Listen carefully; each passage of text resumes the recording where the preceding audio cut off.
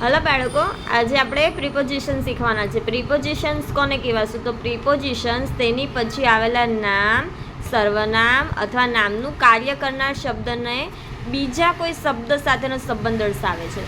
શું દર્શાવે છે? બીજા. જેવી રીતે કે આપણે એક ઉદાહરણ જોઈએ. દર્શન puts the book on the table. જો અહીંયા ઓન આપ્યું છે. ઓન એ શું છે બાળકો? પ્રિપોઝિશન છે. ઓન શું છે? પ્રિપોઝિશન. એટલે બુક અને ટેબલ. બુક અને ટેબલ વચ્ચેનો સંબંધ દર્શાવે છે કે બુક ક્યાં છે? તો બુક ટેબલ ઉપર છે. ઓનનો મતલબ થાય ઉપર. એટલે બુક ક્યાં મૂકી છે? તો બુક ટેબલ ઉપર. એટલે બુક અને ટેબલનો સંબંધ દર્શાવે છે. એટલે સ્થળ બતાવે છે કે ક્યાં મૂકી છે? તો ટેબલ પર. એટલે આપણને પ્રિપોઝિશન શું બતાવ્યું? આ સેન્ટેન્સના પ્રિપોઝિશન્સ આપણને સ્થળ બતાવે છે. તેવી જ રીતે આપણને સમય, દિશા, ગતિ આ બધું જ આપણને પ્રિપોઝિશન દ્વારા ખબર પડે. હવે આપણે અલગ અલગ ઉદાહરણ જોઈને સમજીને બીજા ઉદાહરણ સમજીએ. એમાં પહેલાં આપણે લઈએ એટ. શું લઈએ બાળકો? એટ. એટ એટલે કે તરફ. એટનો મતલબ થાય તરફ. તો એટનો ઉપયોગ ખાસ કરીને સમય કે જગ્યા બતાવવા, સમય બતાવો કે જગ્યા બતાવવા, બંને બતાવવા માટે આપણે એટનો ઉપયોગ કરી શકીએ. જે રીતે કે આપણે ઉદાહરણ જોઈએ, દર્શન કેમ એટ 5 o'clock. આમાં આપણને ટાઈમ બતાવ્યો છે કે દર્શન કેમ એટ 5 o'clock. 5 વાગતા દર્શન આવ્યો હતો. બીજું વાક્ય જોઈએ, Bhairavi met him at the station. આ આપણને જગ્યા બતાવી છે. ક્યાં મળી હતી? At the station. સ્ટેશન પર મળી હતી. આમાં આપણને ટાઈમ બતાવ્યો છે, ટાઈમની ખબર પડે, અને આમાં આપણને સ્થળની ખબર પડે. એટલે એટ આપણને ટાઈમ અને જગ્યા બંને બતાવવામાં મદદરૂપ થાય છે. હવે આપણે બીજું જોઈએ કે કોઈ નાના શહેર કે ગામડાની વાત થાય ત્યારે પણ એટનો ઉપયોગ થાય. કોઈ નાનું શહેર હોય કે ગામડું હોય તેની વાત જો કરતા હોય ને ત્યારે પણ એટનો ઉપયોગ થાય. જે રીતે કે હી વોઝ બોર્ન એટ વધવાન. આ નાનું ગામડું છે તો હી વોઝ બોર્ન એટ વધવાન. એટલે એટ આવ્યું બાળકો. પણ આપણને મોટા શહેર કે દેશોના સંદર્ભમાં વાત થાય ત્યારે શું વાપરવાનું આવે? ત્યારે ઇન આવે, ત્યારે એટ ના આવે. એટલે ખાસ કરીને યાદ રાખવાનું કે કોઈ નાનું શહેર કે ગામડું હોય તેની જો વાત હોય તો જ એટ આવે, અને મોટા શહેર કે ગામની વાત હોય તો શું આવશે? ઇન આવશે. જેવી રીતે કે we live in Bombay, she live in America. આ બોમ્બે છે એટલે ઇન આવ્યું, અહીંયા અમેરિકા છે એટલે ઇન આવ્યું. એટલે અહીંયા એટ આવશે નહીં.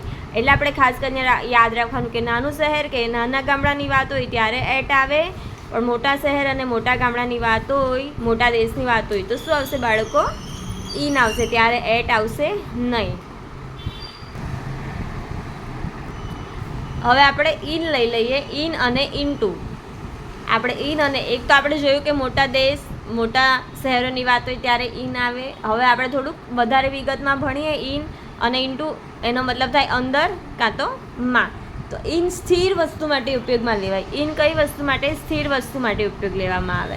અને ઇનટુ ગતિ સૂચવતા ક્રિયાપદ સાથે ઉપયોગમાં લેવામાં આવે. જેવી રીતે કે દર્શન ઇઝ ઇન ધ ગાર્ડન. આ ગાર્ડન કેવું છે? સ્થિત છે એક જગ્યાએ, એટલે સ્થિર કહેવાય. એટલે ઇન આવ્યું. પડી બાળકો? દર્શન is in the garden. A garden સ્થિત કહેવાય એટલે અહીંયા ઇન આવે. અને Bhairavi is coming in to the garden. એટલે ભૈરવી ગાર્ડનમાંથી આવી રહી છે એટલે શું આવે? ઇનટુ. પડી સમજ? ગતિ સૂચવતા ક્રિયાપદ સાથે ઉપયોગમાં ઇનટુ આવશે, અને સ્થિર વસ્તુ માટે, સ્થિરતા સૂચવવા માટે ઇન આવે. પડી સમજ બાળકો? ઇન અને ઇનટુનો મતલબ સેમ જ થાય, અંદર અને માં. પણ ઇન ક્યારે વપરાય? કે જ્યારે સ્થિર વસ્તુ માટે ઉપયોગમાં લેવામાં આવે, અને ઇનટુ ક્યારે વપરાય? જ્યારે ગતિ સૂચવતી વસ્તુ માટે ઉપયોગમાં લેવામાં આવે. હવે આપણે બાય જોઈએ. ત્રીજું છે બાય, એટલે કે એના દ્વારા. બાયનો મતલબ શું થાય? દ્વારા. દ્વારાનો એક અર્થ શું થાય? બાય. બીવાય બાય. દ્વારા સૂચવાય, જે એજન્ટ સૂચવે છે. આપણે એનું ઉદાહરણ જોઈએ તો the tiger is killed by a hunter.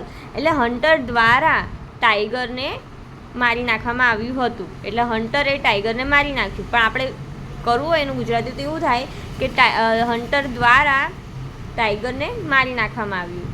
બીજું જોઈએ તો બાય આપણને મુસાફરી અથવા તો ગતિના સંદર્ભમાં પણ વાપરી શકીએ. દાખલા તરીકે Bhairavi goes to school by bus. Bus દ્વારા જાય છે સ્કૂલે. એટલે મુસાફરી અથવા ગતિના સંદર્ભમાં પણ આપણે બાય વાપરી શકીએ. હવે વિથનો મતલબ શું થાય બાળકો? વડે. વિથ એટલે કે તેના વડે એમ. વિથ અને સાથેનો અર્થ વિથ દ્વારા સૂચવાય.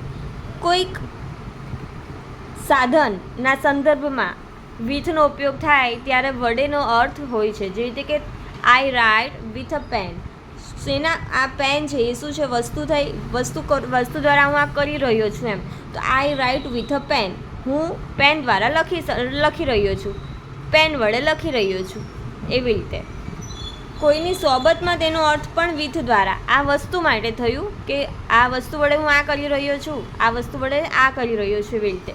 અને બીજું શું છે? કોઈની સોબતમાં તેનો અર્થ પણ વિથ વડે થાય. આપણે કોઈની સોબતમાં હોઈએ, સંગતમાં હોઈએ, એનો પણ અર્થ વિથ વડે સૂચવાય. જેમ કે Manish goes to school with દર્શન. દર્શન સાથે ગયો, તો સાથે માટે પણ આપણે વિથ વાપરી શકીએ. મનીષ દર્શન સાથે સ્કૂલે ગયો, તો આપણે વડે અને સાથે બંને માટે વિથ વાપરી શકીએ. પડી સમજ બાળકો? હવે ઓનનો મતલબ શું થાય બાળકો? ઉપર. એટલે કોઈ વસ્તુ ઉપર, સ્થિર વસ્તુના ઉપરમાં હોય તો એ આપણે ઓનનો ઉપયોગ થાય. દાખલા તરીકે the book is on the table. Book ક્યાં છે? ટેબલ ઉપર છે. પડી સમજ? અને મુસાફરી હોય, મુસાફરીના સંદર્ભમાં પણ ઓન વપરાય. જે રીતે કે he goes to school on foot. એના પગ દ્વારા પગેથી ચાલીને સ્કૂલે જાય છે, તો પણ ઓન વાપરી શકીએ. એટલે મુસાફરીના સંદર્ભમાં પણ આપણે ઓન વાપરી શકીએ. આ હજી 5 છે બાળકો. હજી આપણે પ્રિપોઝિશન વધારે જોવાના છે, જે આપણે આગળના વિડીયોમાં જોઈશું.